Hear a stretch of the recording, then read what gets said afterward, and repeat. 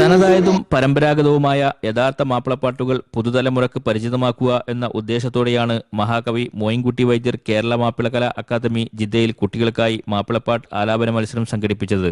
Sharafiya Greenland ഓഡിറ്റോറിയത്തിൽ വെച്ച് നടന്ന മത്സരത്തിന്റെ ആദ്യ ഓഡീഷനിൽ സൗദിയുടെ വിവിധ ഭാഗങ്ങളിൽ നിന്നായി നൂറുകണക്കിന് കുട്ടികളാണ് പങ്കെടുത്തത്.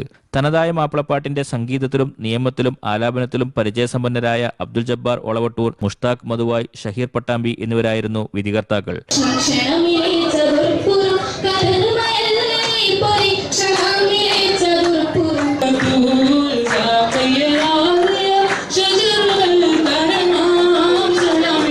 ആദ്യ ഓഡിഷനിലൂടെ തെരഞ്ഞെടുത്ത 26 കുട്ടികൾക്കായി വീണ്ടും മത്സരം സംഘടിപ്പിക്കുമെന്നും അതിൽ വിജയികളാവുന്ന 15 പേരായിരിക്കും മാർച്ച് മാസം നടക്കുന്ന ഗ്രാൻഡ് ഫിനാലെയിൽ മത്സരിക്കുക എന്നും സംഘാടകർ അറിയിച്ചു.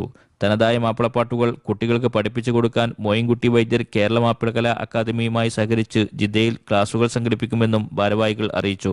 കൺവീനർ EK ബാദുഷാ മാസ്റ്റർ ചടങ്ങിൽ അധ്യക്ഷത വഹിച്ചു. പ്രശസ്ത മാപ്പിളപ്പാട്ട് ഗായിക സിബല സദാനന്ദൻ ഫോണിലൂടെ പരിപാടി ഉദ്ഘാടനം ചെയ്തു.